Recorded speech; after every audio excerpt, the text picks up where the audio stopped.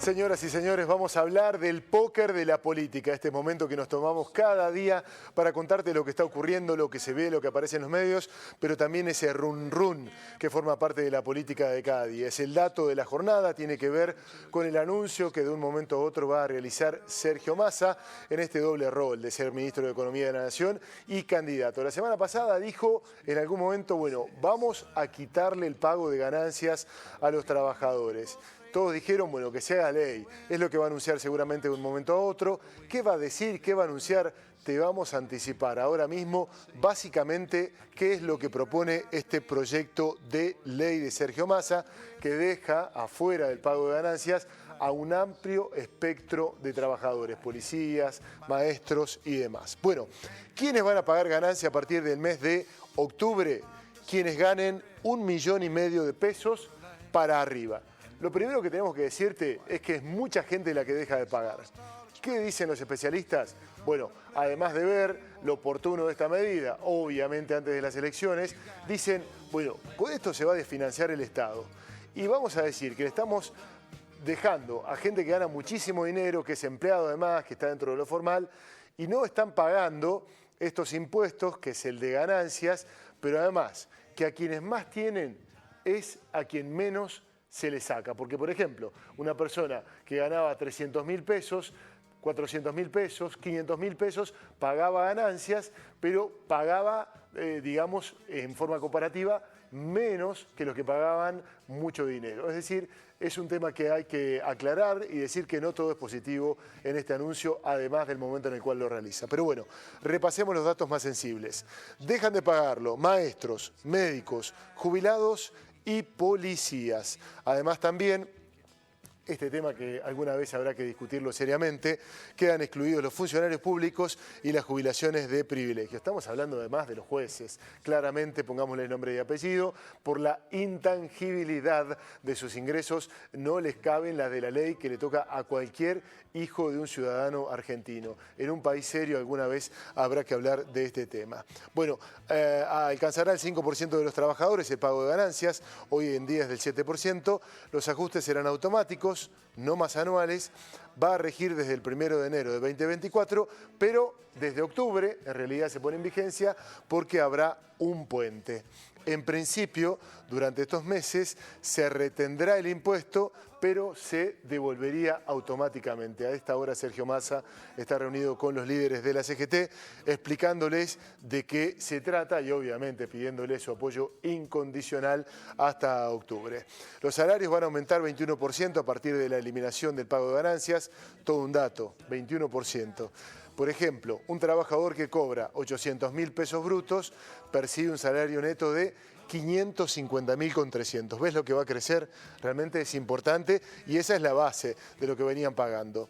Desde octubre pasarán a cobrar 668.000 pesos ya en mano. Hay que ver cómo va a ser la operatoria fina de este dato. Pero bueno, es lo que tiene que ver con el modo Massa en campaña. Lo decíamos, una medida que suena bien, sin embargo algunos especialistas están poniendo la mirada sobre esto. Primero, en que es oportunista y segundo, que puede llegar a desfinanciar el Estado favoreciendo a los que más ganan, porque la verdad, en la Argentina de hoy, una persona que gana 1 millón y hasta 1,5 millones de pesos son, bueno, más que afortunados y acomodados a este sistema. En un ratito se va a realizar el anuncio, por supuesto que vamos a estar muy atentos para compartirlo con ustedes. Vamos a hablar de Javier Milei. 170 economistas del país, de derecha, de centro izquierda, los más afamados, los que han pasado con su prestigio por los gobiernos nacionales, pero también aquellos que son afamados por consultorías internacionales, aquellos que forman parte de la cátedra en las universidades más prestigiosas. Todos, o casi todos, por no exagerar, firmaron este fin de semana un documento que fue publicado en algunos medios de comunicación, en los cuales dejan en claro la peligrosidad del modelo que anuncia Javier Milei va a aplicar. Básicamente tiene que ver con la dolarización. Dijeron prácticamente que es un salto al vacío, pero que además de esto no va a solucionar ninguno de los problemas de los argentinos, que tienen que tener solución desde otro lugar. Lo que te contamos siempre, achicar el déficit, tratar de generar superávit después, un plan de estabilización y además también lo que tiene que ver con los costos, los precios, las tarifas y demás. Bueno, dijeron los economistas, esto de Milei es un salto al vacío. Y ahí rápidamente en las redes, como corresponde, apareció Javier Milei, bueno, después tuiteando aquel comunicado que básicamente decía la dolarización es un espejismo. Esto fue lo que dijeron los economistas más prestigiosos, te vuelvo a decir, de derecha, de centro izquierda, bueno, y que firmaron. Dijo Macabeos 3.19 y allí empieza a hablar. Antes que nada, Macabeos 3.19 refiere a un pasaje de la Biblia en el cual los macabeos, que eran la parte, digamos, más rupturista de los judíos, que se escapaban del yugo y de la esclavitud, bueno, una frase que dice, la batalla final se va a ganar no por la cantidad de soldados que tenga un ejército, sino por el poder de las fuerzas que vienen desde el cielo. Haciendo nuevamente Javier Milei una invocación de este tipo mística y religiosa. Y después dice, 170 economistas fracasados que han sido derrotados tanto en las aulas como en los hechos en la lucha contra la inflación, vienen a condenar una solución a la estafa monetaria. Al margen de la deshonestidad intelectual, mirá vos, muchos de los firmantes viven de ingresos de fundaciones del exterior y ahorran en dólares, más allá de ser cómplices de la estafa de los políticos y de haber estafado a becarios especificando sus becas en moneda extranjera ante la devaluación. Bueno, viva la libertad carajo, citando la nota que te contábamos. Carlos Melconian, que no firmó este comunicado, pero bien podría haberlo hecho, hablaba de este tema anoche en la tele. Escuchá.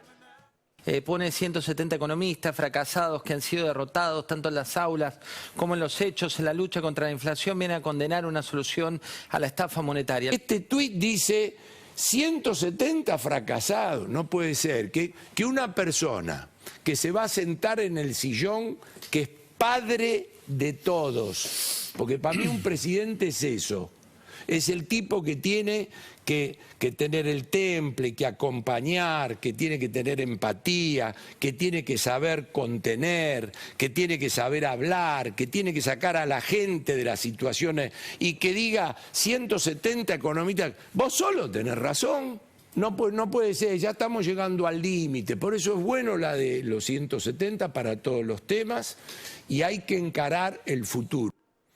Carlos Melconian, a propósito de Juntos por el Cambio, a esta hora Patricia Bullrich está presentando aquello que quedó medio entre sombras y que generó tantas dudas en los últimos días. Quienes van a trabajar en esa especie de ministerio humanista, que de alguna manera más o menos misteriosa, ontológica, dijo ella, va a mejorarle la vida a todos los argentinos. Bueno, lo está presentando a esta hora. Hablábamos de Javier Milei, vamos a hablar ahora de Aracre, Antonio Aracre, un hombre que es un ejecutivo muy importante, de una empresa muy importante que era Syngenta, creció muchísimo esta empresa de la mano de su gestión, fue convocado por el gobierno nacional, fue en algún momento mano derecha de Alberto Fernández, fue su jefe de gabinete de asesores. Bueno, duró poco tiempo allí, abandonó la gestión por serias diferencias fundamentalmente con la llegada de Sergio Massa y a partir de allí empezó a militar para Patricia Bullrich.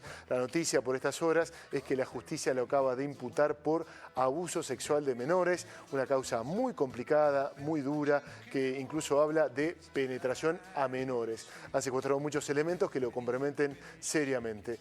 Ni siquiera esto se escapa de la política. Vamos a ver justamente las repercusiones de Cecilia Moró, que también es militante seria de Sergio Massa. Dice, cuando Massa pidió la cabeza de este, lo pasearon por los canales como prócer y víctima. Y ahora se pregunta Cecilia Moró, algunos temas deberían quedar por afuera de la agenda política. Parece ser que es mucho pedir. Vamos ahora a hablar de otro de los temas que transitó las redes este fin de semana. Y tiene que ver justamente con Lilian Lemoyne, la que encabeza la lista de diputados de Javier Milei. ¿Con quién se peleó? Con Juan José Campanella. Campanella, lo sabes, es uno de los 2 directores de cine ganadores de Oscar en nuestro país. Muy crítico, muy duro, muy ácido siempre con el kirchnerismo. Pero este fin de semana criticó a Milei y a su gente en un tuit, que vamos a ver más abajo, si lo podemos bajar un poquito.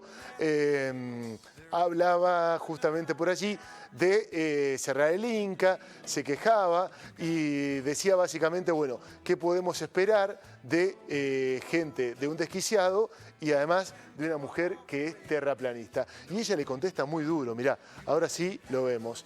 Juanjo, vamos a cerrar el Inca. Ya te habrás enterado que no hay un solo fondo apoyando a Milei, sino que son 3. Campanella le responde, hola Lilia, sí me enteré. También al CONICET. A mí personalmente no me afecta, pero lo siento por el cine y la ciencia. Lo que hubiera sido mejor es eficientizarlos, pero entiendo las limitaciones de un desquiciado, por Milei, hace falta aclararlo, y de una terraplanista. ¿Y qué piensan hacer con las mafias sindicales? Bueno, hablaba de una terraplanista. Lilian Moine, además de vestirse como superhéroe, de hacer cosplay, es también terraplanista. Lo defendió en muchos videos, de esta manera lo hacía. Acá nos dicen, y vos lo podés corroborar, es que no existen vuelos comerciales a través del Océano Pacífico. De hecho, si la Tierra fuera plana, entonces se comprendería, se explicarían las rutas aéreas mucho mejor que si la Tierra fuera esférica. Ahora bien, ¿por qué? ¿Por qué los gobiernos del mundo quieren ocultarle a la humanidad que la Tierra es plana y que hay una gran pared de hielo que la circunda? Y es muy simple, hay 2 razones fundamentales. Una, cuando un animal es encerrado en un campo, se le ponen postes, se le ponen rejas.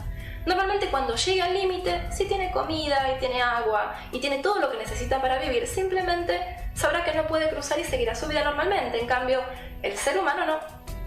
Si a vos te dicen, acá hay una pared, y vos no sabes quién la hizo, qué tan alta es, qué hay del otro lado, y qué es lo que esperan hacer con vos esas personas, vas a pasarte toda la vida tratando de encontrar la respuesta.